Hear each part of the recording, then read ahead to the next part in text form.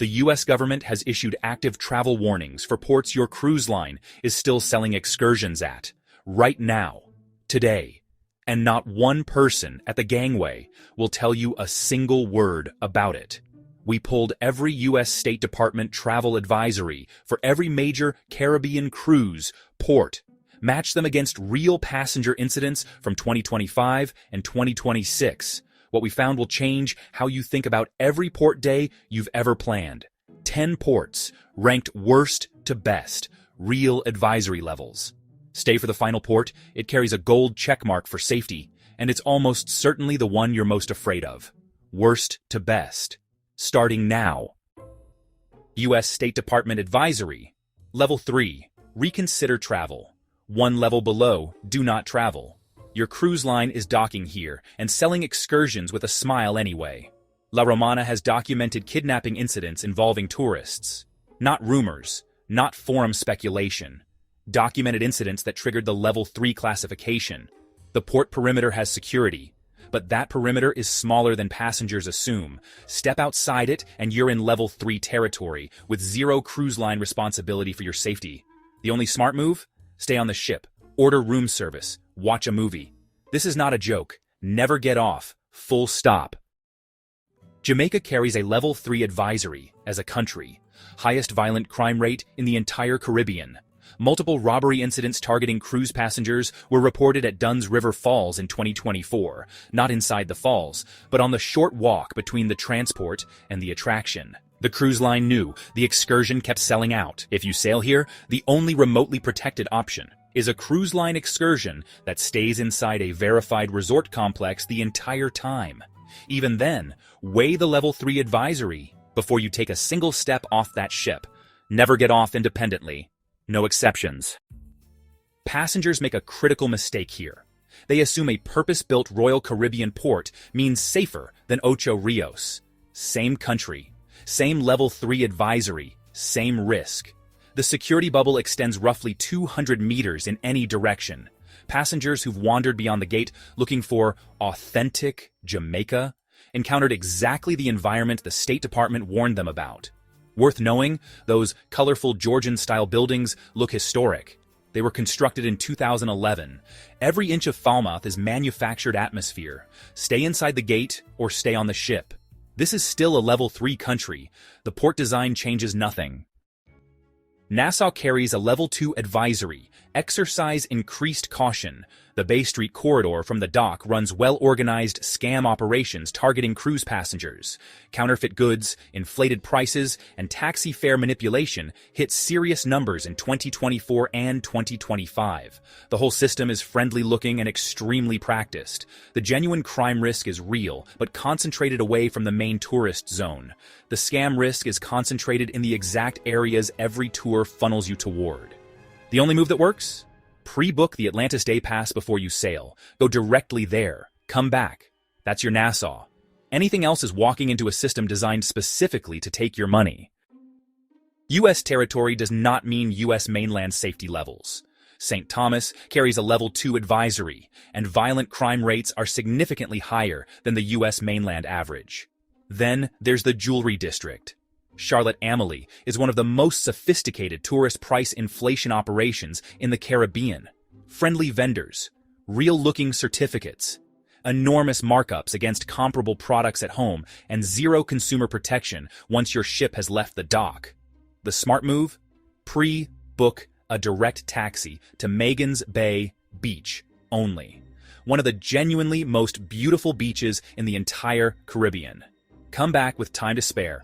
Never walk from the port independently.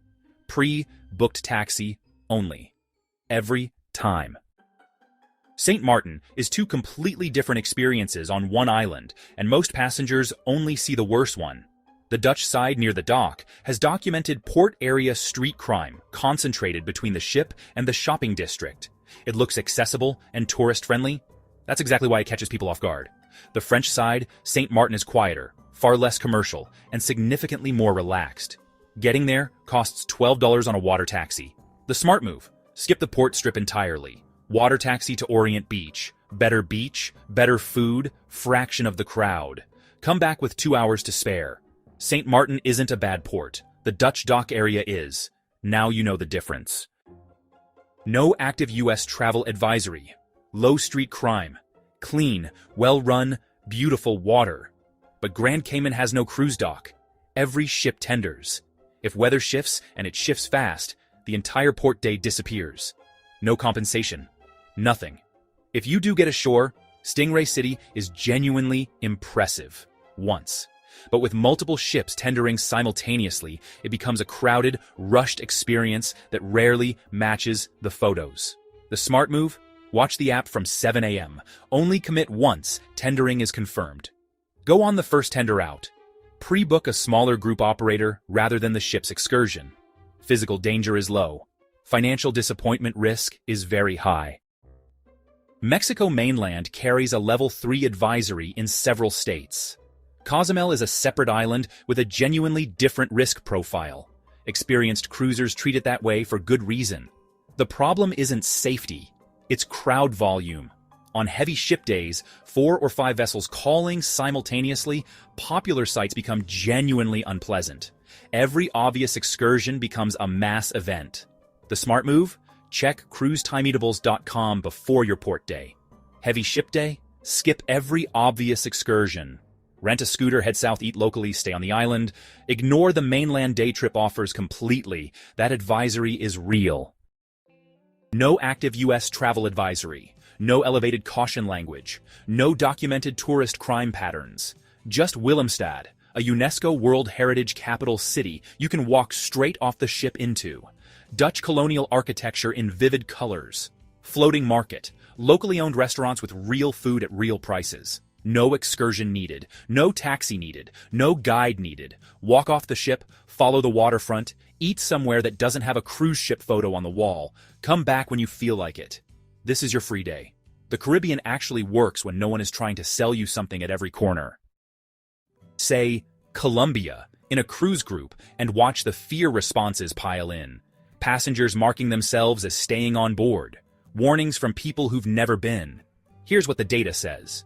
Cartagena's historic walled city carries no active elevated U.S. advisory for tourists. Travel safety analysts consistently cite the Old City as one of the safer walkable tourist zones in South America. The fear is almost entirely reputation-based. The reality is fundamentally different. The walled city is extraordinary. 5 centuries of Spanish colonial architecture. Vivid colors on every surface. Street food for almost nothing. Musicians in the plazas. A genuine, lived-in city with no interest in performing authenticity for anyone. The smart move? $8 taxi to the walled city entrance. Walk in. Turn right. Walk the walls. Stop wherever looks interesting. Eat when you're hungry. Leave when you're ready. This is the one port on this entire list where walking off completely alone, no tour, no guide, no plan, is the right answer. Every single time. We are starting at the top, rank number 1. And this isn't just a warning, it's a closure in everything but name. For years, Labadee, Haiti was the crown jewel of Royal Caribbean, a private peninsula, fenced, guarded, marketed as perfectly safe, zip lines, beaches, private security everywhere. But outside that fence, Haiti was collapsing. By late 2024 and throughout 2025, gang violence and political instability reached a point that could no longer be ignored. The U.S. State Department now lists all of Haiti as Level 4, Do Not Travel. That is the highest warning level that exists. It doesn't mean be careful, it means do not go. Even though Labadee itself is heavily secured, the situation around it has become too unstable. Cruise lines don't want the liability. Insurance companies don't want the risk. So sailings are canceled, ports are skipped, and itineraries are quietly rerouted. If you see Labadee on a 2026 itinerary, do not get attached. There is a very high chance it will become a sea day instead. Number 2 is a tragedy for anyone who remembers cruising in the 80s and 90s. Acapulco, Mexico. This was once the glamour port, movie stars, cliff divers, the Love Boat era luxury.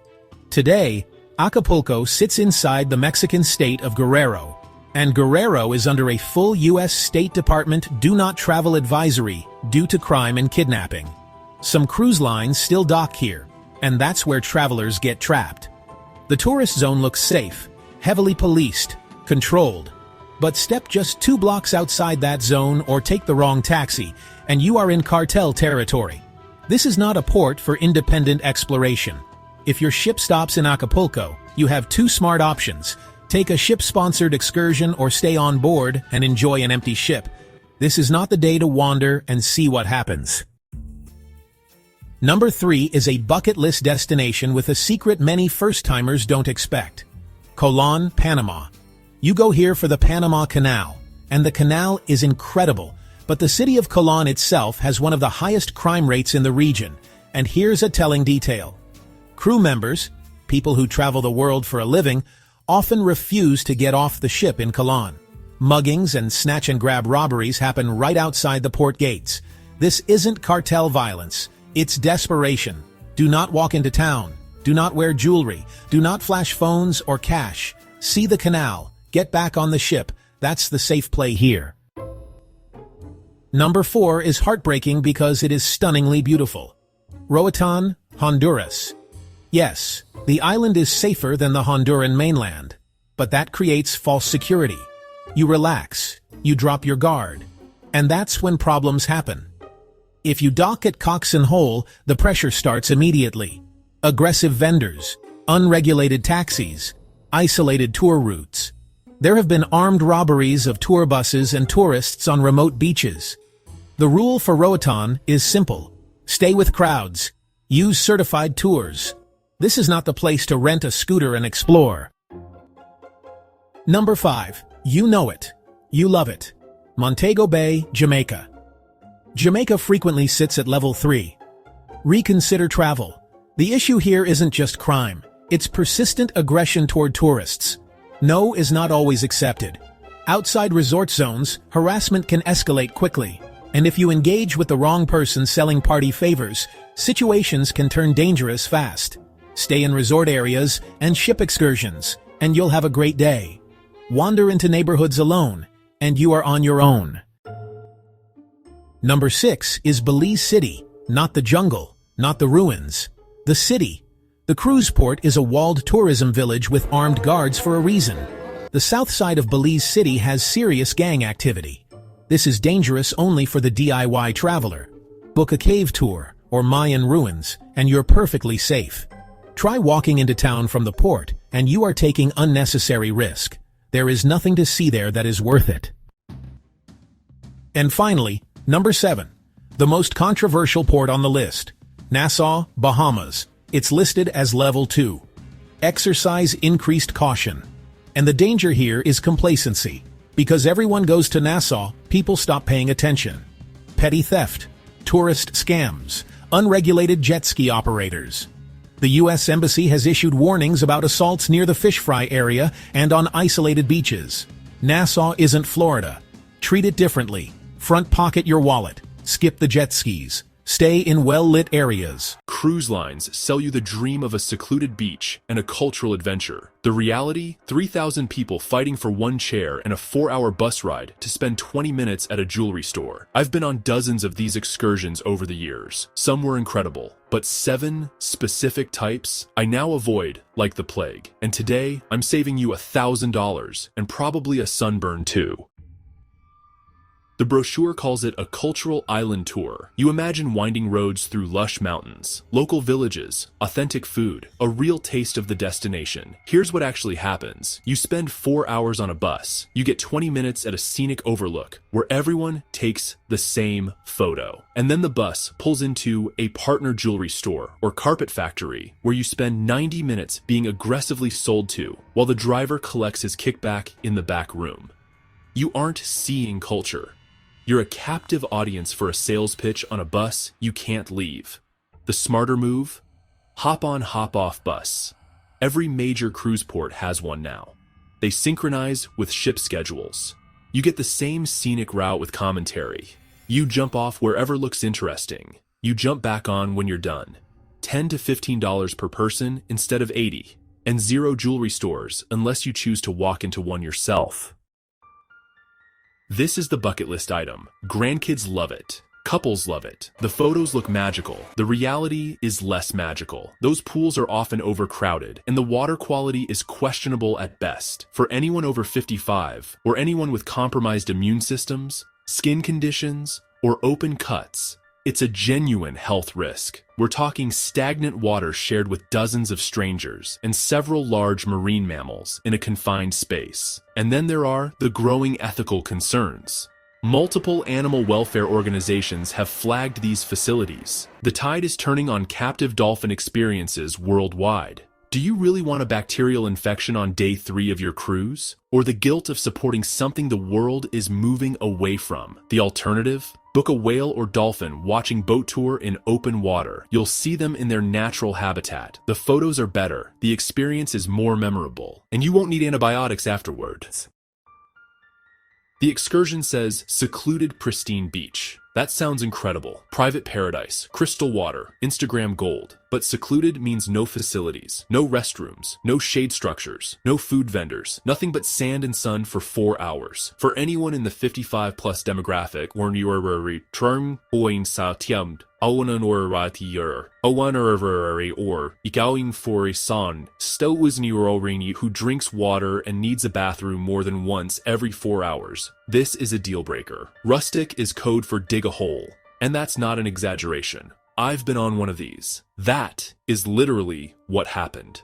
Before you book any beach excursion, check the description for the words, facilities available. If those words aren't there, assume the worst. Book a resort day pass instead. Sites like Resort Pass let you access hotel pools and beaches for $30 to $60. You get chairs, shade, clean restrooms, a bar, and actual human infrastructure. Same beach day. 0 survival skills required.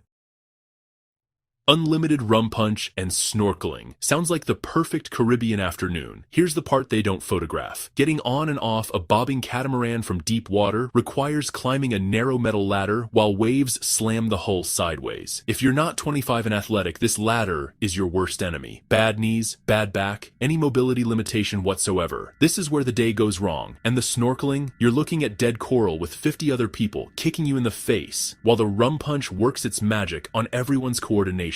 The smarter play? Book a glass-bottom boat tour. You see the same marine life without getting wet, or find a calm beach snorkel spot through a local operator where you wade in from shore. No ladders, no deep water entry, no drunk strangers stepping on your fins.